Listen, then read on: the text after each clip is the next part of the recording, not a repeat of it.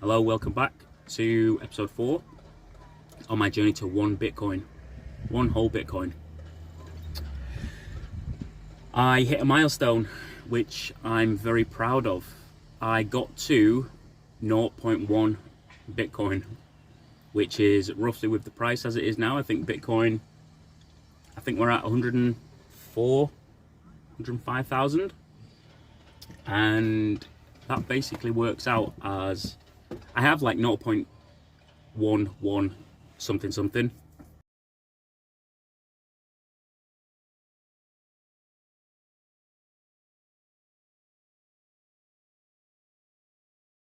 Bitcoin. That's 10%. I hit 10% of a Bitcoin. I know it's only 10%, but it's actually quite a big milestone. And I'm in the positive. I think my average is around 92,000. And as I said, now we're at 104. My investments, I think, I'm going to talk in dollars, because it's just the way I understand Bitcoin. Like $104,000, it's easier to me than saying £80,000. I don't know why. I think that's around $10,000 invested, which is quite a lot, especially for me. As you can see, I work in construction. I'm on an average wage, average guy. But yeah, big milestone for me today. And what helped me get there was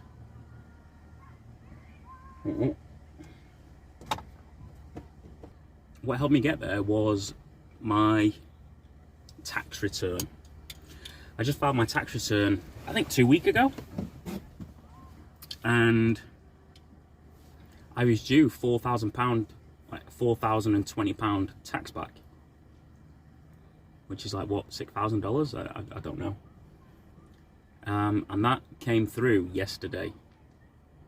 So before I could do anything with it, I thought, I debated, like, booking a holiday, this and that, but then I thought, it's money I've gone without all year, so clearly not needed it, and I didn't have it yesterday, so why not just put it into something and go on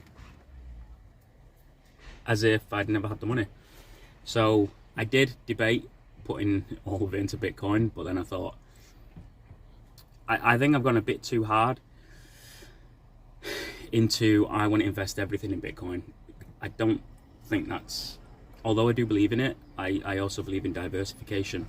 So what did I do with the 4,000? Straight away, I put 600 into my daughter's lifetime ISA. She's 4 years old. That will mature when she's 18, and it'll build interest. I've invested it in the S&P 500 index. History says that you gain roughly 7% per year on that.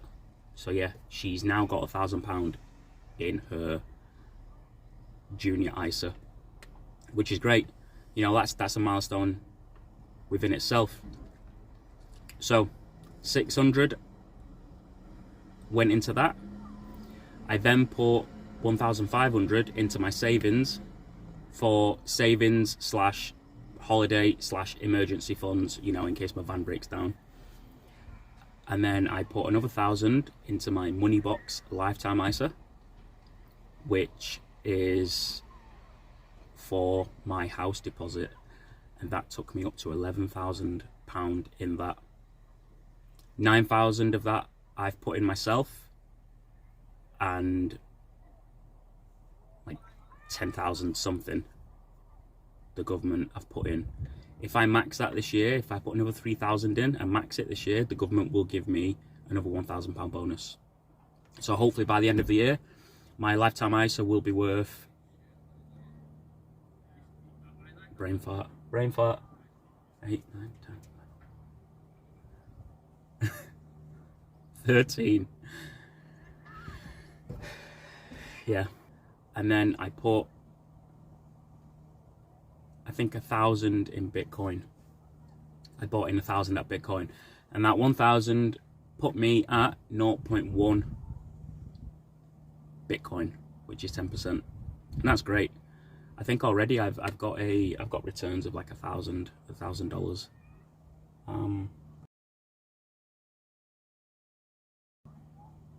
But yeah, it's quite promising.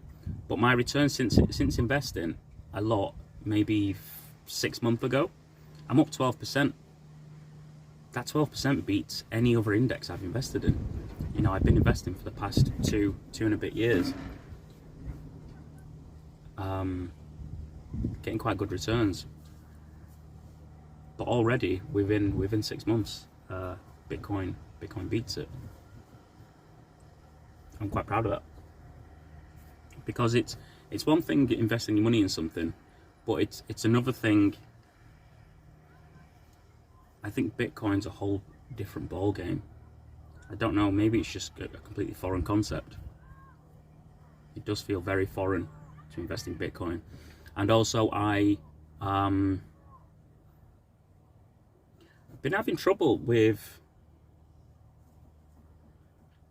one of my Bitcoin exchanges. I'll just say I've stopped using it. Coinbase. For some reason, Coinbase won't always let me deposit funds, even though I've got them in the bank. I don't know what the issue is.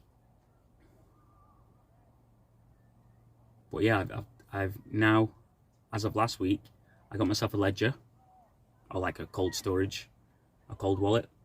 Got myself a wallet, and I've removed all my Bitcoin from my Coinbase onto my cold wallet.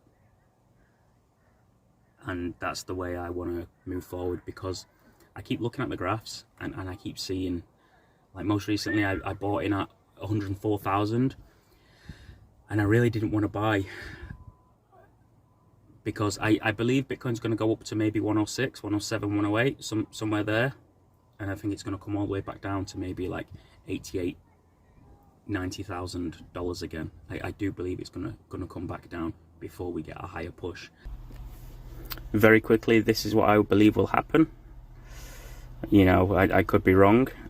As you can see where we are right now, we're here sitting at resistance. Well, actually it's turned support. I believe we're going to come up here to my target. I really hope so anyway. Make an all-time high and then come straight back down, all the way back down here somewhere. I think we're going to come back down here before making higher highs. I could be wrong. Let's draw it out. So I think we're going to come up here, make all-time highs, come all the way back down before continuing higher towards the back end of the year. And I was sitting there ready to press buy, and I buying in at 104,000. It just really didn't sit well with me, because I thought, well, why am I going to buy in at 104 when I think it's going to come back down to 90 or 88? And then I'm like, that's how you think if you're going to day trade, you know, min-maxing. In the long run, in the grand scheme of things, I don't believe that 10,000 makes a difference. That 10% now makes a difference. If the price is going to double in the next 5 years, if it's going to 3 times, 5 times in the next 5 years, that's 400, 500%. Why does this 10% that I'm, you know, hesitant to buy into Bitcoin now, why does that matter? And it doesn't. So yeah, I bought in at 104,000, which got me up to 10% of a Bitcoin, which is great, and it's a milestone. But yeah, it just didn't sit well with me to buy it. I did it anyway because I do believe it's going higher.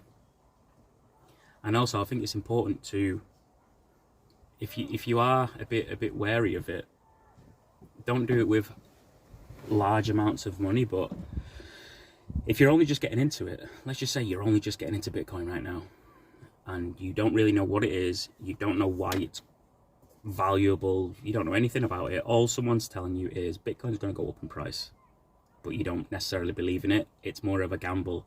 I'll put £10 in it, I'll put £100 in it. If it goes up, it goes up. If it goes down, then it goes down. I do think it's quite important to initially just put £10, $50, you know, whatever you can afford into Bitcoin and just have it sit there and almost hope the price goes down, because then you can see how you're going to react to the idea or what looks like you're losing your money. You know, if Bitcoin, if you put £100 in, $100 right now, and Bitcoin goes down 50%, your $100 turns to $50. You're going to be like, I've lost $50. See how that feels with low amounts of money. You know, just do it with £10, $10.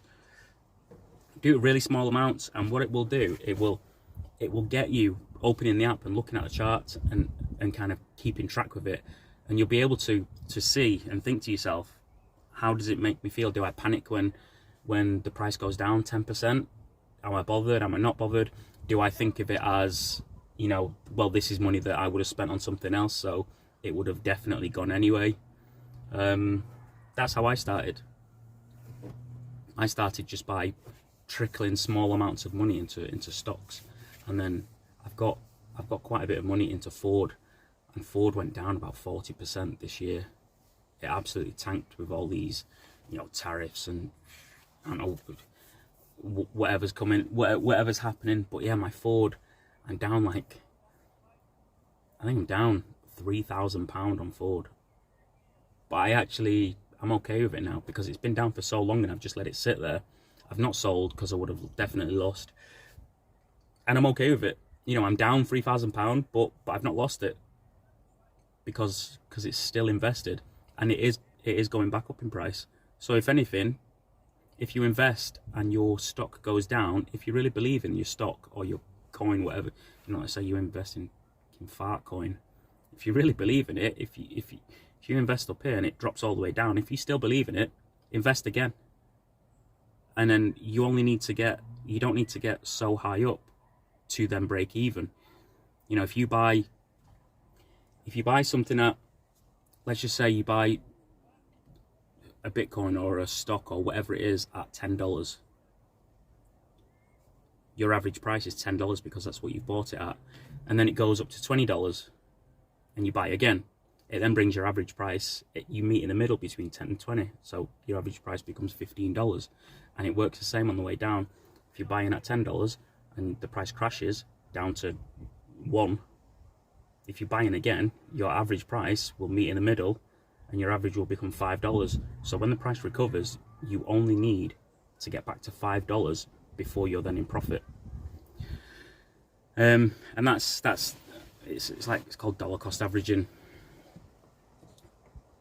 That, I feel like, is the best and most sound way of putting your money in something that is, you know, somewhat risky, or you don't quite fully believe in it, or you're just completely new to it.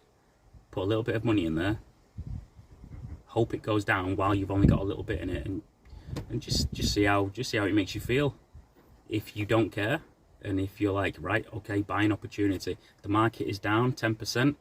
If I buy in now, I'm buying in at a 10% discount, because when it goes back up to where I bought in the first time, I've gained 10% on the second investment. That's how I think about it anyway. But yeah, this is only going to be a small short video, 15 minutes or so. If you made it this far, just do me a favour, would you click subscribe if you want to see more videos, and just like, because I get a few views, but I don't really get, I think I've got like 20 subscribers, and I get I guess a few hundred views.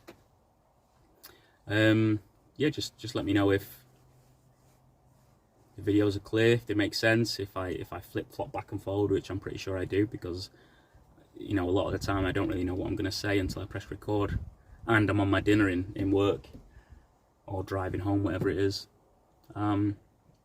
Yeah, if you're interested in my journey to 1 Bitcoin, like I say, I'm at 10% right now, which is great. If you're interested, just subscribe and press like if you wouldn't mind.